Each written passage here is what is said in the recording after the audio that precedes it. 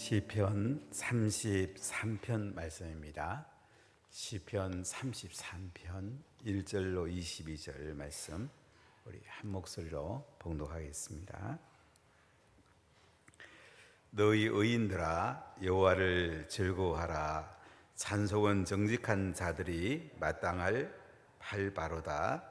수금으로 여호와께 감사하고 열줄 비파로 찬송할지어다. 새 노래로 그를 노래하며 즐거운 소리로 아름답게 연주할지어다. 여호와의 말씀은 정직하며 그게 행하시는 일은 다 진실하시도다. 그런 공의와 정의를 사랑하시며 세상에는 여호와의 인자하심이 충만하도다. 여호와의 말씀으로 하늘이 지음이 되었으되 그 만상을 그의 입기운으로 이루었도다. 그가 바닷물을 모아 무더기같이 쌓으시며 깊은 물을 곳간에 두시도다. 온 땅은 여호와를 두려워하며 세상의 모든 거민들은 그를 경외할지어다. 그가 말씀하심에 이루어졌으며 명령하심에 견고히 섰도다. 여호와께서 나라들의 계획을 폐하시며 민족들의 사상을 무효하게 하시도다. 여호와의 계획은 영원히 서고 그의 생각은 대대에 이르리로다. 여호와를 자기 하나님으로 삼은 나라는 곧 하나님의 기업으로 선택된 백성은 복이 있도다. 여호와께서 하늘에서 구워보사 모든 인생을 살피시며 곧 그가 거하시는 곳에서 세상의 모든 거민들을 굽어 살피시는도다. 그는 그들 모두의 마음을 지으시며 그들이 하는 일을 굽어 살피시는 이로다. 많은 군대로 구원 얻은 왕이 없으며 용사가 힘이 세어도 스스로 구원하지 못하는도다. 구원하는 데에 군마는 헛되며 군대가 많다 하여도 능히 구하지 못하는도다. 여호와는 그를 경외하는 자 곧 그의 인자하심을 바라는 자를 살피사 그들의 영혼을 사방에서 건지시며 그들이 굶주릴 때에 그들을 살리시는도다. 우리 영혼이 여호와를 바라며 그는 우리의 도움과 방패시로다. 우리 마음이 그를 즐거워하며 우리가 그의 성호를 의지하였기 때문이로다. 여호와여 우리가 주께 바라는 대로 주의 인자하심을 우리에게 베푸소서. 아멘. 오늘 시편 34편은 하나님을 찬양하는 감사의 시고 찬양의 시입니다. 다윗의 시로 성경학자들은 말하기도 합니다. 오늘 시편 33편의 1절을 같이 읽어보겠습니다. 너희 의인들아 여호와를 즐거워하라. 찬송은 정직한 자들이 마땅히 할 바로다.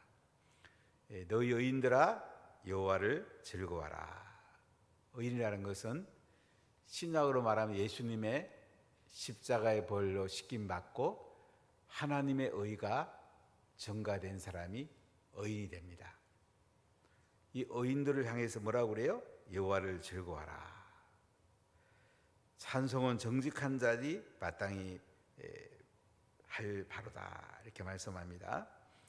정직한 자, 하나님 관계가 바로 된 자, 하나님과 소통이 잘 되는 자, 그래서 하나님의 그 정직하심으로 살아가는 사람, 그런 사람들은 찬송하는 것이 마땅히 할 바로다. 구원받은 백성, 하나님의 자녀가 되고 하나님의 은혜 가운데 사는 사람들은 찬송하는 것이 마땅하다. 여호와를 즐거워하라. 이렇게 말씀합니다. 세상 사람들도 흥이 나면 노래하잖아요. 은혜 받은 사람들, 성령 받은 사람들은 찬송하면서 즐거워하고 기뻐하게 됩니다. 그럼 하나님 은혜가 우리 가운데 흘러 들어오게 되고 하늘의 영광 가운데 우리가 살게 됩니다. 자, 우리 2절 같이 읽어볼까요? 수금으로 여호와께 감사하고 열줄 비파로 찬송할지어다. 하나님을 찬양할 때에 악기들을 함께 찬양하는 것이 더욱 좋습니다. 수금, 하프, 현악기입니다. 이 하프 가지고 여호와께 감사하라 이렇게 말씀을 합니다. 우리가 악기가 있으면 아무래도 찬양할 때에 더 흥이 돋아지고 더 하나님께 깊이 찬양할 수가 있습니다. 여기 감사란 말은 제사의식이 동반된 공적 찬양을 말을 하는데요. 인정하라, 하나님의 성품을 인정하라는 의미도 있습니다. 수금으로 여호와께 감사하라, 하나님의 성품을 인정하면서 하나님께 감사라는 것입니다.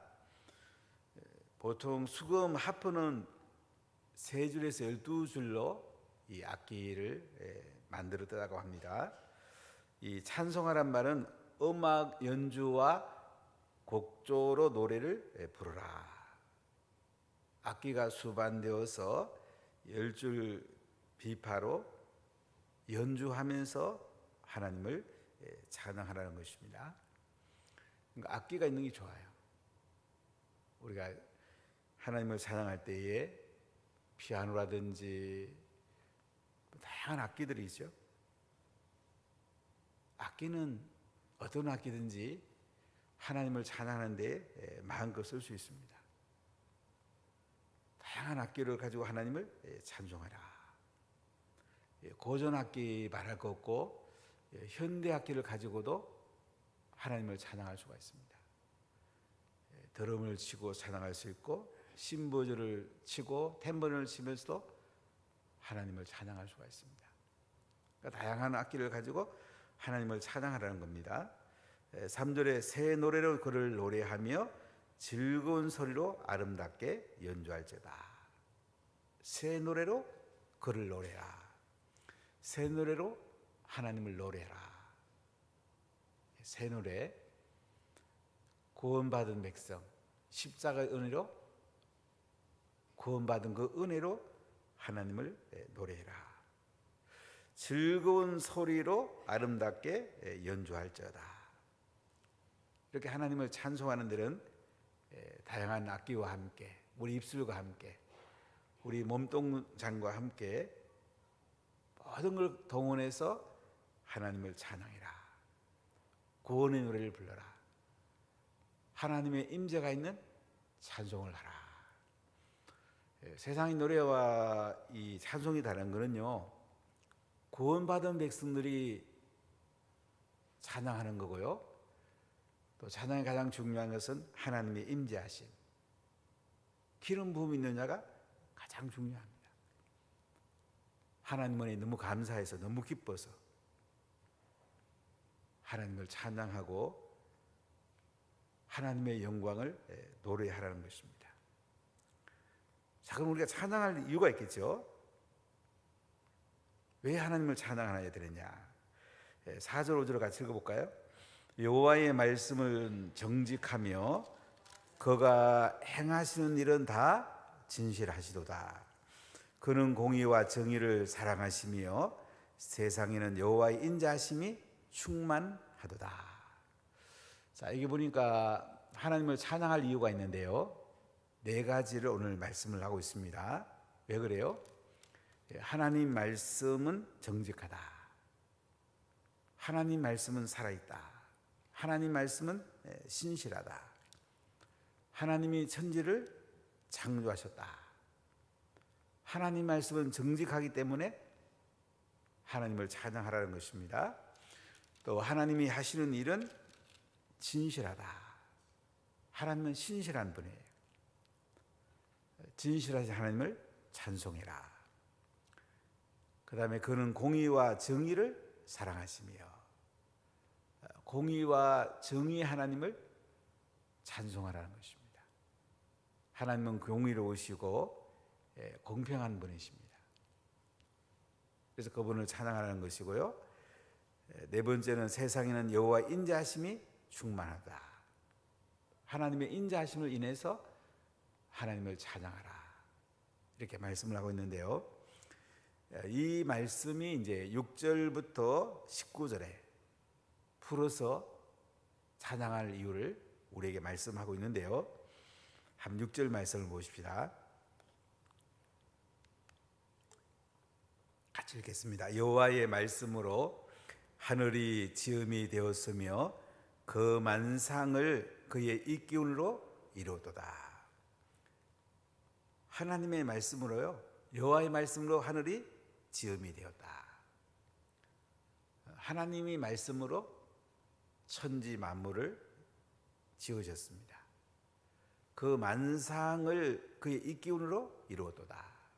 입기운, 성령을 불어넣어서 모든 만물을 하나님이 이루셨습니다. 창세기 1장에 보면 태초에 하나님이 천지를 창조하시고 하늘과 별들을 창조하시고 빛이 있으라니까 빛이 있었고, 하나님은 창조자가 되신단 말이죠. 말씀으로 창조를 하셨단 말이죠. 그래서 하나님을 찬양하라는 거예요. 하나님이 하나님 형상대로 인간을 만드셨어요. 피조물은 지으신 하나님을 찬양해야 된다는 거예요. 자, 우리 7절 같이 읽어봅시다. 그가 바닷물을 모아 무더기같이 쌓으시며 깊은 물을 곳간에 두시도다. 천지를 창조하시고 바닷물을 모아서 무더기같이 쌓으셨다. 육지와 바다의 경계를 정하셨습니다. 참, 바닷물이 들어와도 꼭 어느 시점 들어오면 더 이상 안 들어오잖아요. 바닷물이 계속 흘러 들어오면 어떡하게 되겠어요? 우리 육지에 살 수가 없죠. 이 바닷물을 경계를 정하는 것도 하나님이 하신 거예요. 물론 달과 바닷물도 연결되어 있지만 모든 것을 경계를 정하시면 하나님이시다. 깊은 물로 곳간에 두시도다. 깊은 물로 심판하기도 하십니다. 홍해에 애굽 병정들이 들어갔을 때 하나님이 깊은 물로 그들을 심판하셨습니다. 이렇게 하나님께서 천지를 창조하시고 바다와 육지의 경계를 정하시고 하나님이 하신 창조자 하나님을 찬양하라는 것입니다.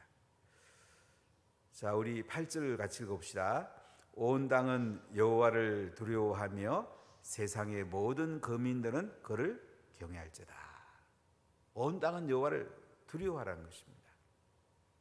세상의 모든 거민들은 그를 경외할지어다. 우리는 하나님을 두려워하고 하나님을 경외해야 됩니다.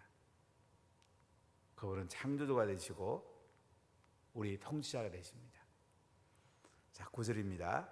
그가 말씀하심에 이루어졌으며 명령하심에 경고히 있었도다. 하나님이 말씀하심에 이루어지고요, 명령하심에 경고히 있었다. 하나님이 만드셨는데 모든 피조물들은 주님을 찬양해야 된다는 거죠. 사실 구원받은 백성뿐만 아니고 천사들도 찬양하고 모든 만물이 주님을 찬양합니다. 우리 계시록에 보면 주님을 찬양하는 것을 볼 수가 있습니다. 그러니까 예배는 주님을 찬양하는 거예요. 예수님을 높이는 거예요. 통치자, 창조 하나님을 영화롭게 하는 것이 찬양하는 거라는 거죠. 자, 두 번째 왜 찬양해야 되느냐? 하나님의 신실하시기 때문에 하나님을 찬양해야 된다는 겁니다. 자, 10절을 같이 읽어보겠어요. 여호와께서 나라들의 계획을 폐하시며 민족들의 사상을 무효하게 하시도다. 여호와께서 나라의 계획을 폐하신답니다. 지금 중국 공산주의, 북한의 김일성 주체사상, 자기들은 권력 잡았다고 마음대로 하지만은 하나님이 한 분 손보면 끝납니다. 하나님 얼마나 대단하신지 몰라요. 지금 정권도 심하게 하고 있는데 하나님 손보면 그냥 끝나는 거예요. 사람이 대단한 게 아니에요. 사람 계획 대단한 거 아닙니다. 여호와께서 나라들의 계획을 폐하시고요, 민족들의 사상을 무효하게 하신대요. 뭐 김일성 주차장 하나님이 무효하게 하면 끝나는 겁니다. 이슬람 하나님 무효하게 하면 끝나는 거예요. 하나님의 손에 달렸다는 거예요. 동성애 하나님이 무효하게 하면 끝나는 거예요. 그래서 사상이나 이 인간의 모든 생각은 하나님께서 폐하시고 무효하게 하면 다 끝난다는 거죠. 그러니까 우리는 하나님의 계획이 중요하고요, 하나님의 비전이 중요합니다. 하나님을 따라가는 게 우리 중요한 거예요. 사람의 생각은 잠깐 있는 거예요. 자, 우리 11절 보세요. 여호와의 계획은 영원히 서고 그의 생각은 대대에 이르리로다. 여호와의 계획은 영원히 선답니다. 여호와의 계획은 대대에 이른답니다. 그러니까 우리는 하나님의 계획을 찾아야 되고요, 하나님의 생각을 우리가 찾아야 돼요. 이것은 영원하고 계속 이어지는 겁니다. 자, 12절 읽어볼까요? 여호와를 자기 하나님으로 삼은 나라, 하나님의 기업으로 선택된 백성은 복이도다. 여호와를 자기 하나님으로 삼은 사람은 행복하고요, 여호와를 자기 기업으로 선택된 백성은 행복하다. 그래서 하나님은 신실하시고요, 우리가 하나님의 계획을 따라가고 하나님을 통치를 받기 때문에 우리는 하나님을 찬양해야 된다는 것입니다. 아멘. 자, 세 번째, 하나님은 공의로우시고 정의로우시기 때문에 찬송해야 된다. 13절 한번 보십시다. 우리 13절 14절 같이 읽겠습니다. 여호와께서 하늘에서 굽어보사 모든 인생을 살피시며 곧 그가 거하시는 곳에서 세상의 모든 거민을 굽어 살피시는도다. 여호와께서 하늘에서 굽어보고 계세요. 하늘에 위에서 우리 인생을 보고 계시단 말이죠. 그래서 인생을 살피신다. 우리가 지금 예배 드리는 것도 하나님이 살피세요. 예배도 잘 드리고 있는지 살피시고 계세요. 우리 일거수일투족을 하나님이 살피고 계신 거예요. 하나님을 위해서 굽어보신다고 그러잖아요.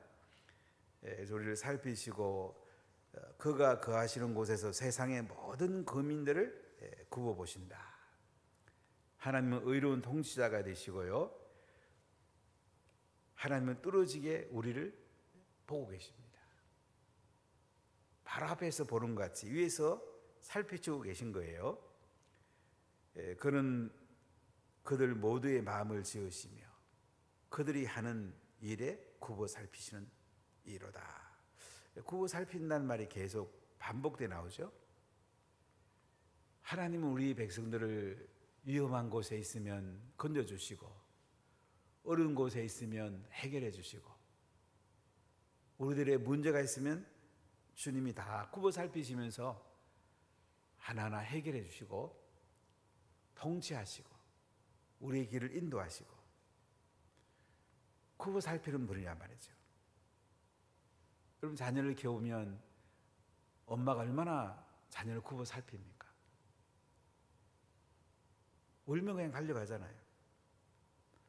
우리 하나님 백성들은요, 하나님 앞에 진실로 우는 것이 하나님이 달려오는 가장 좋은 길이에요. 하나님 앞에 솔직히 이야기하고, 하나님 나 너무 힘듭니다. 하나님 나 좀 한번 봐주세요. 그런데 하나님이요 달려오신단 말이죠. 하나님 달려오시면 되잖아요. 자꾸 인간적으로 해결하려는 게 얼마나 힘이 듭니까? 고단하잖아요.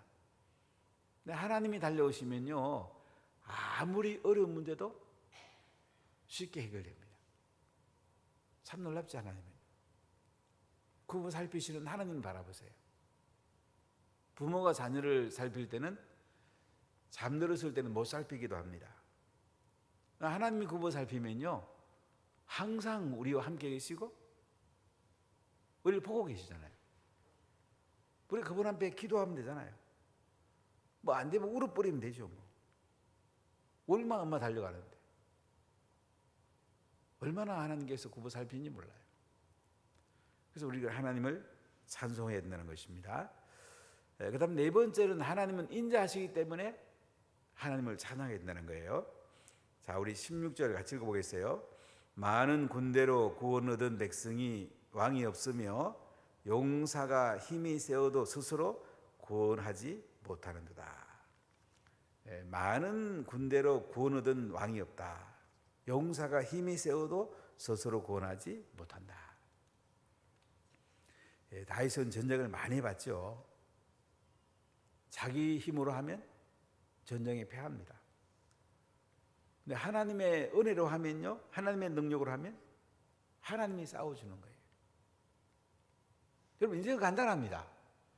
내 힘으로 살면 피곤하고 힘들고 고단할 것이고, 하나님의 은혜로 살면은 날마다 힘이 솟고 기쁘고 행복할 것입니다. 아주 인생은 간단합니다. 내 힘으로 살면 힘들죠. 아무리 세상 조건이 좋아도 내 힘으로 살면 힘듭니다. 하나님의 은혜로 살고 하나님께서 우리와 함께 계시면요, 항상 기쁘고 항상 행복하잖아요. 사는 게 얼마나 좋아요. 이렇게 좋은 사람이 어디 있어요? 하나님 은혜가 임하면 인생은 너무너무 행복해요. 하나님 은혜가 떠나가면 인생은 그 자체가 고단한 삶이에요. 피곤하죠. 그러나 하나님 은혜가 임하면 얼마나 좋습니까? 얼마나 기쁩니까? 고난도 감사로 받아들일 수 있잖아요. 하나님 은혜가 임해야 돼요. 하나님이 싸워줘야 돼요. 마귀를 내가 어떻게 이기겠어요? 사람들이 나쁜 짓 하는 그 뒤에는 마귀가 있거든요. 그걸 우리가 볼 수 있어야 돼요. 많은 병 뒤에도 마귀들이 있어요. 그 악한 영을 쫓아내야 돼요. 자꾸는 마귀한테 지는 거야. 내 속에도 계속 전쟁이죠, 매일. 마귀가 속삭이죠. 예수님 이름 들고 나가면 됩니다. 간단합니다. 다윗이 전쟁할 때에 하나님께서 이기게 하시니라, 이런 표현이 많이 나와요. 하나님이 이기게 하시는 거예요. 하나님이 전쟁에서 못 이길 적이 어디 있겠어요? 우리 인생 세파에서 하나님이 제일 앞서가면 어떤 세파도 물러가죠. 자꾸 내가 앞장서니까 고단한 거예요. 예수님이 앞서간다는데 왜 또 내가 앞에 서려고 그래요? 가만히 있으면 예수님이 앞서가신대요. 예수님이 뒤따라오랍니다. 예수님 뒤만 따라가면 되는데 뭐하려고 또 앞서가요 그래? 그러잖아요.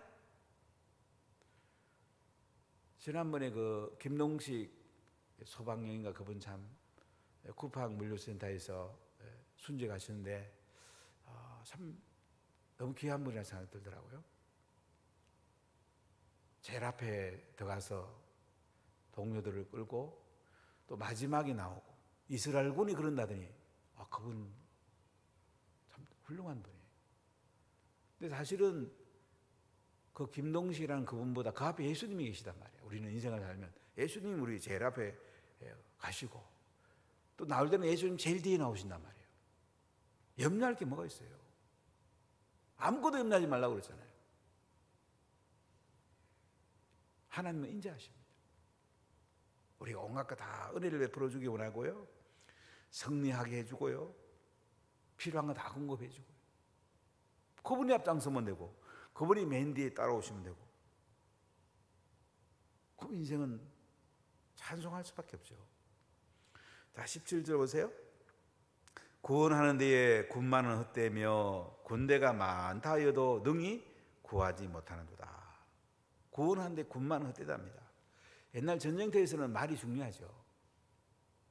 그 기병은 앞장서게 되고 기병이 잘 싸움할 때에 전쟁이 유리하죠. 군대가 많다 하여도요 능히 구하지 못한대요. 사람의 수에 전쟁이 이기고 지는 게 아니고 하나님께서 전쟁에서 승리를 가져옵니다. 인생은 똑같아요. 인생에 내가 잘해가지고 승리하는 게 아니고 하나님을 앞장세우면요 항상 승리하는 거예요. 우리는 놀랍지 않습니까 여러분? 자, 우리 18절 19절 읽어봅시다. 여호와는 그를 경외하는 자 곧 그의 인자심을 바라는 자를 살피사 그들의 영혼을 사망에서 건지시며 그들이 굶주릴 때에 그들을 살리시는도다. 여호와는요 그를 경외하는 자 그의 인자심을 바라는 자를 살펴준답니다. 하나님을 경외하고 하나님의 인자를 바라보는 자 하나님이 살펴준대요. 하나님 살피면 다 되는 거 아니에요? 그들의 영혼을 사망에서 건져주시고요 굶주릴 때 그들을 살려준답니다. 사망에서 살려주는 분인데 뭘 안 해주겠어요? 굶주림에서도 살려준답니다. 자꾸 하나님께 나와서 기도하고 하나님의 은혜를 바라보고 하나님 인자를 구해야 되는데 자꾸 내가 노력하려니까 얼마나 피곤해요. 어려울수록 하나님께 찬송하고 기도하십시오. 하나님 깊이 나오십시오. 하나님 얼마나 대단한 분인데요. 자, 20절부터 22절은 이제 이 시를 마무리하면서 하나님을 찬양하라고 하고 있는데요. 자, 우리 20절 같이 읽어봅시다. 우리 영혼이 여호와를 바라며 그는 우리의 도움과 방패시로다. 우리 영혼이 여호와를 바라면요 하나님 우리의 도움이고 방패가 되세요. 항상 하나님 도와주세요. 방패가 되셔서 이기게 해주세요. 자, 21절입니다. 우리 마음이 그를 즐거워하며 우리가 그의 성을 의지하였기 때문이로다. 우리 마음이 항상 즐거운 거예요. 예수 믿으면 항상 즐겁잖아요, 그죠? 즐겁지 않은 데는 돌아봐야 돼요. 뒤에 사탄이 역사하고 있지 않는가? 내가 뭐 하려고 하진 않는가? 내가 주인 되고 있진 않은가? 예수님이 주인 되면요 항상 즐거워요. 고난받아도 즐거워요. 그 신기해요. 우리 마음이 그를 즐거워하며 우리가 그의 성을 의지했기 때문이라. 하나님의 이름을 의지했기 때문에 예수님의 이름을 의지했기 때문에 우리는 항상 즐거운 거예요. 아멘. 자, 22절입니다. 여호와여 우리가 주께 바라는 대로 주의 인자하심을 우리에게 베푸소서. 하나님 우리의 인자하심을 베푸세요. 하나님 은혜를 베푸세요. 어떤 인생을 살다가요 할 말 없으면 하나님 은혜를 베푸세요. 저는 이 말이 좋은 것 같아요. 이 말을 저는 자꾸 하게 되는데 막다른 골목에서 하나님 인자를 베푸세요. 은혜를 베푸세요. 하나님 은혜를 베풀어 주세요. 하나님 은혜를 베풀어 주세요. 하나님 인자하심을 베풀어 주세요. 그럼 다 돼요. 인생을 살다 보면 다양한 길이 있어요. 지뢰발을 걸어갈 때도 있어요. 하나님 인자하심을 베푸시면 안고 가십니다. 우리는 하나님을 찬양할 이유가 네 가지 오늘 살펴봤는데요. 하나님은 창조주가 되십니다. 하나님은 신실합니다. 하나님은 공의롭습니다. 하나님 인자하십니다. 그렇기 때문에 우리는 하나님을 찬양하고 즐거워하라고 하십니다. 아멘. 기도합시다. 하나님 이곳에 성령을 가득 부으세요. 하나님을 찬양할 이유는